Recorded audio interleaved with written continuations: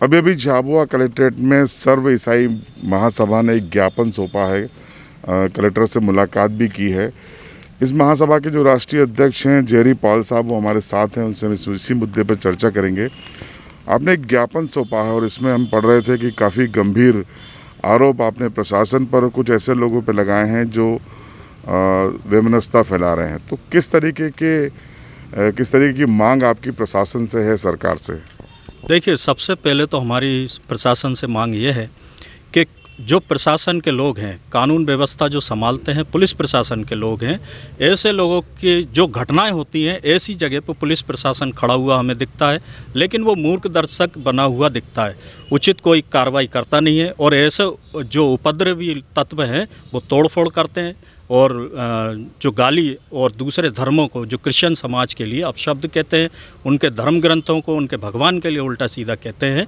तो हमारी ये मांग है कि पहले तो प्रशासन अपने जो अधिकारी हैं उनको सख्त हिदायत दें कि जहाँ भी अगर कोई गलत है तो उस पर निष्पक्षता के साथ कार्रवाई करें। और हमें ये लगता है कि प्रशासन के लोग ईसाई समाज के साथ निष्पक्षता कहीं भी प्रदर्शित नहीं कर रहे हैं।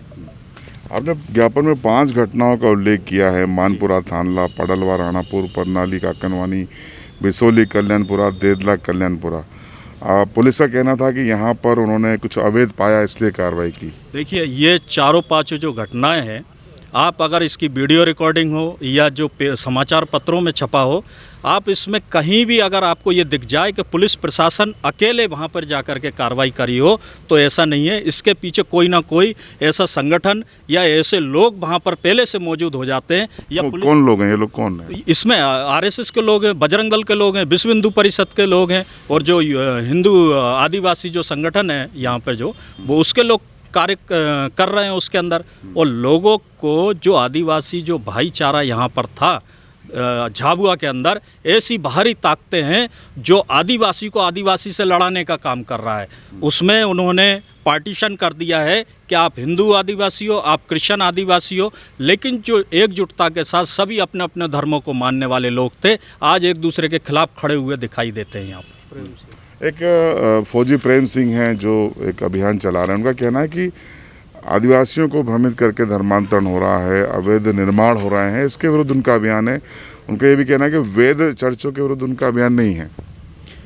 सबसे पहले तो मैं ये कहना चाहूँगा कि जो फौजी रहे हैं वो, मुझे नहीं मालूम वो फौज में छोड़ करके आए हैं या सेवानिवृत्त हो गए हैं। यदि इतना ही उनको सच्चा प्रेम होता तो वो देश की सेवा करते, और देश की सेवा करने वाला कभी भी देश के लोगों को आपस में बांटने का काम कभी कर ही नहीं सकता। तो मेरे को भी शंका होती है कि वो कभी भी देश सच्चे मन से देश की सेवा करने कभी नहीं गए होंगे। आज जो झाबुआ के लोगों को वो बांटने का काम कर रहे हैं, काटने का काम कर रहे हैं, मारने का काम कर रहे हैं, ये बहुत ही शर्मनाक और निंदनीय है। नहीं, वो कह रहे हैं कि संविधान में अधिसूचित क्षेत्र में धर्मांतरण नहीं हो सकता। आप एक चीज़ बताइए, यदि अवैध धर्मांतरण हो रहे हैं तो आप कलेक्टर महोदय से उसकी सूची मांगिए। कलेक्टर महोदय उसमें प्रशासन को सूची सौंपेंगे कि इस झाबुआ क्षेत्र में कितने धर्मांतरण हुए।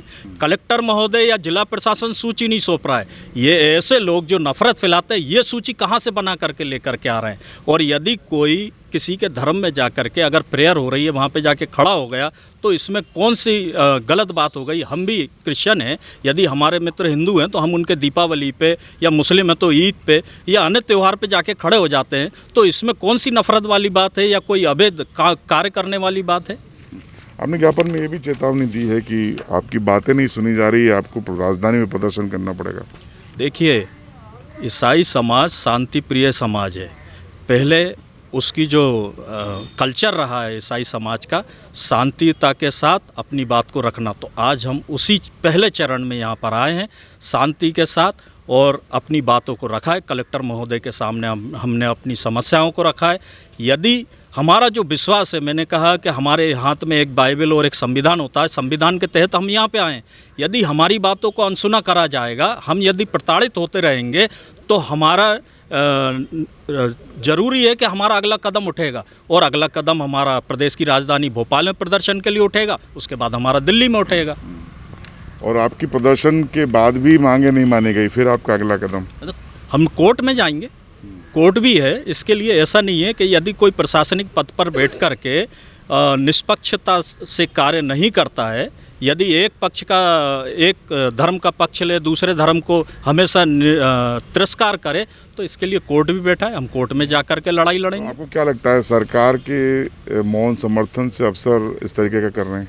देखिए, निश्चित ही सरकार के और मंत्रियों के स्टेटमेंट जिस तरह से आते हैं क्रिश्चियन कम्युनिटी के खिलाफ, तो ऐसे लोगों के हौसले बुलंद होते हैं जो समाज में नफरत फैलाना चाहते हैं।